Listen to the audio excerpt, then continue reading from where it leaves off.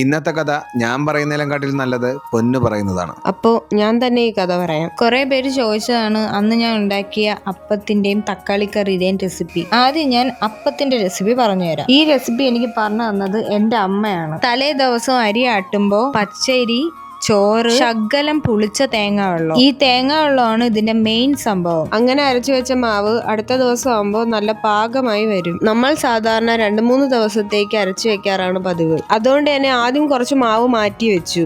ഞാൻ ഇങ്ങനെയാണ് അപ്പത്തിന് മാവ് അരയ്ക്കാറ്. കല്യാണം കഴിഞ്ഞ് വന്നപ്പോൾ അമ്മായിയമ്മയുടെ കുറവ് ചേട്ടൻ നികത്തി. കാരണം ഞങ്ങൾ രണ്ടുപേരും കൂടിയാണ് അടുക്കള പണി ചെയ്യാറ്. ഞങ്ങൾ രണ്ടും കൂടി ഒന്നിച്ച് ചെയ്യുമ്പോൾ എല്ലാ ജോലിയും പെട്ടെന്ന് കഴിയും. അതുകൊണ്ട് തന്നെ അരിയുന്ന കാര്യങ്ങളെല്ലാം ഞാൻ തന്നെ നോക്കും. അപ്പോൾ ഇനിയാണ് പൊന്നു ഉണ്ടാക്കുന്ന ആ കറിയുടെ റെസിപ്പി. ആവശ്യത്തിന് എണ്ണ ഒഴിച്ച് കടുവും കറിവേപ്പില ഇട്ടതിനു ശേഷം അരിഞ്ഞു വെച്ചിരുന്ന സവാളയും പച്ചമുളകും ചേർത്ത് ചെറുതായിട്ടൊന്ന് വഴറ്റി, കൂടെ ആവശ്യത്തിന് ഉപ്പും ചേർത്തു. എന്നിട്ട് ഒന്നുകൂടെ ഒന്ന് വഴറ്റി അടച്ചു വെച്ച് വേവിച്ചു. സവാള ഒന്ന് വെന്തതിനു ശേഷം തക്കാളിയും മസാലകളും എല്ലാം ചേർത്ത് കൊടുത്ത് അടച്ചു വെച്ച് വീണ്ടും വേവിച്ചു. ഇതൊന്ന് വെന്ത് വരുമ്പോഴേക്കും നല്ല മണം വരും. അപ്പോൾ കുറച്ച് കരിവേപ്പിലയും വെള്ളവും കൂടി ചേർത്ത് ഒന്നുകൂടി ഒന്ന് വേവിക്കുമ്പോൾ നമ്മുടെ കറി റെഡിയായി. കറി ആയി കഴിഞ്ഞാൽ അടുത്ത പരിപാടി നല്ല അപ്പം ഉണ്ടാക്കുന്നതാണ്. ചൂടായ പാനിൽ ഒരു തവി മാവ് ഒഴിച്ചൊന്ന് ചുറ്റി എടുക്കുമ്പോഴേക്കും നമ്മൾ അപ്പത്തിന്റെ ഷേപ്പ് കിട്ടും. എന്നിട്ട് കണ്ണടച്ച് തുറന്നില്ല, ദേ അപ്പം റെഡിയായി. പൊന്നു കാപ്പിക്കുള്ള കാര്യം നോക്കുമ്പോൾ ഞാൻ ഉച്ചയ്ക്ക് ചോറിനുള്ള കാര്യങ്ങൾ റെഡിയാക്കും. രാവിലത്തെ കാപ്പി റെഡിയായി കഴിഞ്ഞാൽ ആദ്യം അച്ഛനും അമ്മയ്ക്കും കൊടുത്തിട്ടായിരിക്കും ഞങ്ങൾ കഴിക്കാറ്. അങ്ങനെ 2 പേർക്കുള്ള കാപ്പി പാത്രത്തിലെടുത്ത് വെച്ചിട്ട് അച്ഛനും അമ്മയ്ക്കും കൊടുത്തു.